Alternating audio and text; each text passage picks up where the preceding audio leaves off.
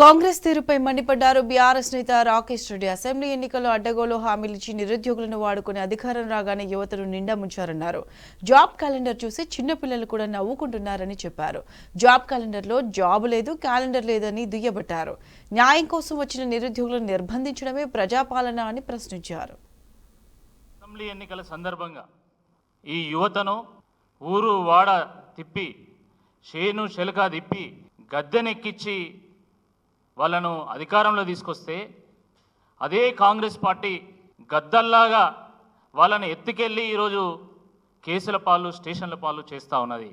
ఇది చాలా దుర్మార్గం. ఇది కాంగ్రెస్ పార్టీ గెలిచిందంటే దానికి ప్రధాన కారణం ఈ రాష్ట్రంలో ఉన్నటువంటి యువత, ఈ రాష్ట్రంలో ఉన్నటువంటి నిరుద్యోగులు. కానీ ఆ నిరుద్యోగ యువతనే ఈరోజు వాళ్ళ కష్టాలను వినకుండా, ఈరోజు వాళ్ళ కన్నీళ్లను తుడవకుండా, ఈరోజు వాళ్ళను కొట్టి వాళ్ళని కేసుల పాలు చేసి వాళ్ళ మీద అరాచకం చేయడం చాలా దురదృష్టకరం. మా కష్టాలు చెప్పుకుందామని వెళ్ళినటువంటి జియో 46 బాధితుల మీద ఈరోజు పిడిగుద్దులు గుద్ది అర్ధరాత్రి 1:30కు వాళ్ళను అరెస్టు చేసి వాళ్ళను ఒక్కో దగ్గర 10 మందిని 20 మందిని వదిలి దాని తర్వాత కొంతమందిని అరెస్ట్ చేసి తీసుకెళ్లడం జరిగింది. సాయంకాలం నిన్న రాత్రి 11 గంటల వరకు దీక్ష చేస్తే కూడా కనీసం కాంగ్రెస్ పార్టీ నాయకుడు ఒక్కడు కూడా పట్టించుకున్నటువంటి నాదులు లేడు. ఒక మంత్రి కూడా వాళ్ళతో మాట్లాడేటువంటి పాపాన ఓలే. ఇదా ప్రజాపాలన? ఇదా మీరు తీసుకొచ్చినటువంటి మార్పు? జాలి, దయ, కరుణ, కనికరం అనేటువంటిది మీ డిక్షనరీలో అసలు లేనట్టున్నది.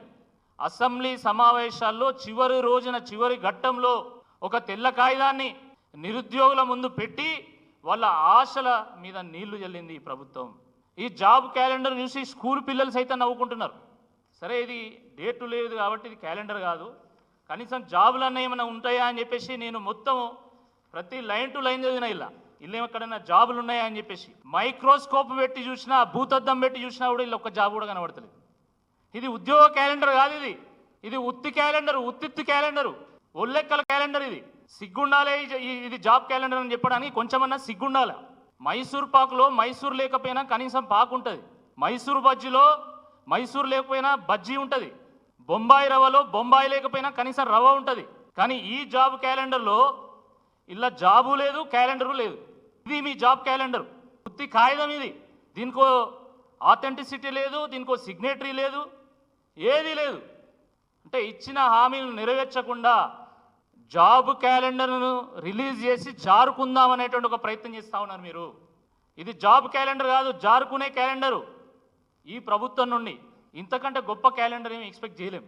ఎందుకంటే ముఖ్యమంత్రి ఏమో పేగులు మెడకేసుకుంటా అంటాడు, ఒక మంత్రి ఏమో చెప్తూనే కొడతా అంటాడు, ఒక ఎమ్మెల్యేనేమో తోలు తీస్తా అంటాడు, ఇంకో ఎమ్మెల్సీ అంతు చూస్తా అంటాడు.